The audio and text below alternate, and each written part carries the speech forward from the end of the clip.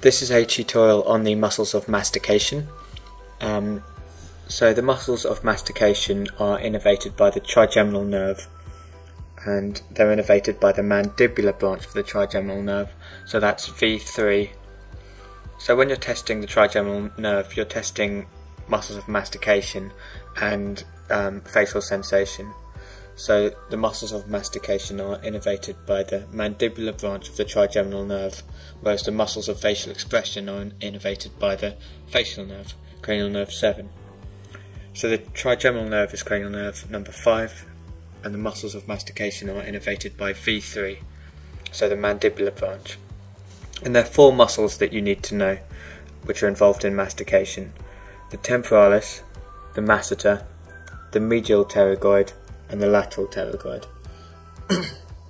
So I'll begin by showing you the temporalis muscle, which is this muscle here, this big muscle which sits in the temporal fossa of the skull. So if I just show you the temporal fossa, you can see this indentation on the lateral aspect of the skull, and this is where the temporalis sits. And this muscle inserts, all the muscles of mastication insert onto the mandible, because the mandible is the bone that moves to cause mastication. It's the bone which is involved with chewing. So the temporalis inserts onto the coronoid process of the mandible. So that's this anterior process here. So if we just have a look at that, it just inserts here.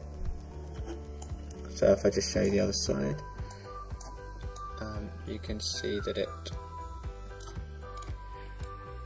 inserts just there, the coronoid process of the mandible.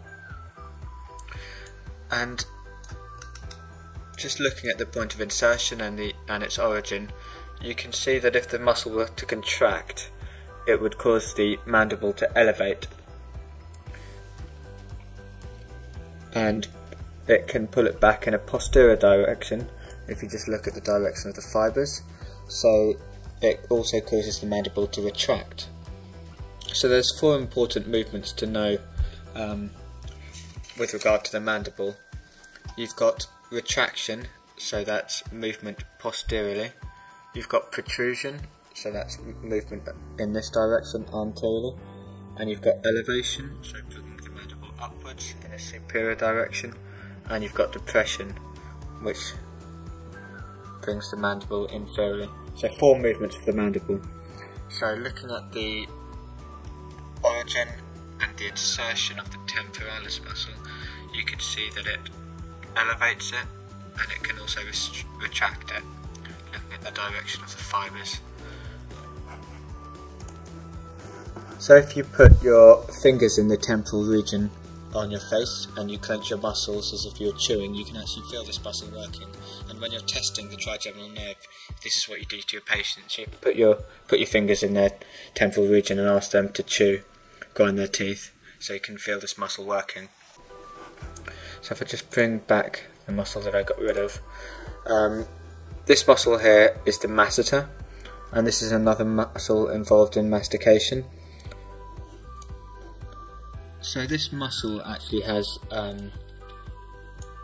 2 parts. It's got a superficial part and a deep part, which isn't actually very clear in this model. But the deep part inserts a bit more posteriorly on the zygomatic arch, and the superficial part inserts more anteriorly on the zygomatic arch. So if you remember my tutorial on this skull, you've got this arch here, which is referred to as the zygomatic arch, and it's comprised of the zygomatic process of the maxilla and the zygomatic bone. So the masseter has 2 parts, the deep and superficial part, which originate on the zygomatic arch, and it inserts onto the lateral aspect of the lateral surface of the ramus of the mandible.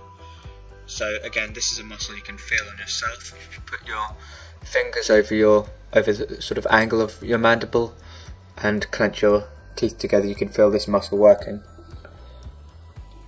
So what this muscle does is it elevates and retracts the mandible. sorry, it just elevates the mandible, doesn't retract the mandible.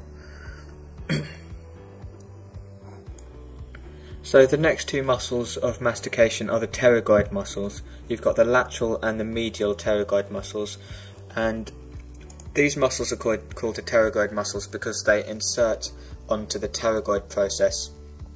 So if you have watched the tutorials on the skull, bones of the skull, you'll remember that the pterygoid process is a process which extends downwards from the sphenoid bone, and the lateral and medial pterygoid muscles insert onto the lateral plate of the pterygoid process.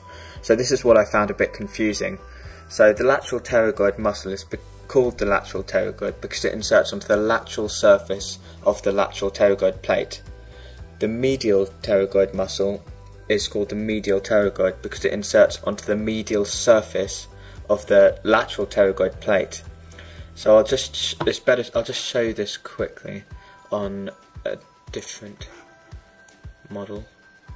So we've got the temporalis here, the masseter, and then if I remove the masseter, you can see there are some muscles that lie deep to the mandible. So if I just rotate it out, you can see right on the inside surface of the mandible that there are two muscles. Unfortunately, this model doesn't actually have the medial pterygoid muscles, so what we're looking at here is the lateral pterygoid muscles. So I'll just show you from the outside. You can see how they sit underneath the mandible on the interior surface. So just swing it around again. So what you've got here are the lateral pterygoid muscles, and there's two parts. You've got the superior lateral pterygoid and the inferior lateral pterygoid. And so this superior lateral pterygoid originates on the infratemporal surface of the greater wing of the sphenoid, and it inserts superiorly on the condylar process of the mandible. So this is the posterior process on the mandible. The inferior lateral pterygoid inserts a little bit lower on the neck of the condyle of the mandible, and it originates on the lateral plate of the pterygoid process. So just to show you again, the pterygoid process is this thing that's pointing down. So I'll just show you, if I rotate it around, if you keep your eyes on this process here, this downward pointing process, this is the pterygoid process. So it might be easier if I just remove the masseter, remove the mandible temporarily, and you can see the pterygoid process sticking down. So it's this bone here, this thing sticking down, and you've got medial and lateral plates. So you've got this medial plate here, and you've got the lateral plate.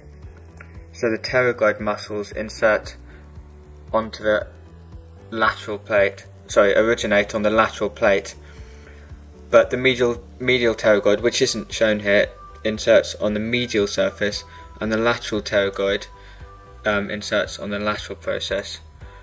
And this model isn't entirely accurate because this muscle isn't shown to be inserting in the lateral plate, but in reality it inserts on this lateral plate of the pterygoid process.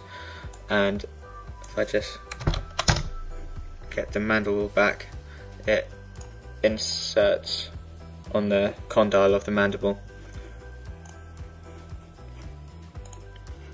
So just to repeat that, you've got the pterygoid process here, which is a part of the sphenoid bone. You've got the lateral plate and the medial plate, but the confusing thing is that the medial pterygoid doesn't insert on the medial plate, which is this thing here. It actually inserts on the medial surface of the lateral pterygoid plate. It originates, and it inserts on the medial surface of the mandible. So that's the medial pterygoid muscle, which isn't shown here unfortunately, but that originates from the medial surface of the lateral pterygoid and inserts into the medial surface of the angle of the mandible. So the lateral pterygoid has two heads, it's got the two muscles, it's got the superior and inferior lateral pterygoid, and the superior pterygoid, superior lateral pterygoid inserts, joins with the capsule of the temporomandibular joint high up on the condyle of the mandible, and the inferior lateral pterygoid inserts on the neck of the condyle of the mandible. So those are the four muscles of mastication. You've got the temporalis, the masseter, which is this muscle here, and you've got the medial and lateral pterygoid muscles.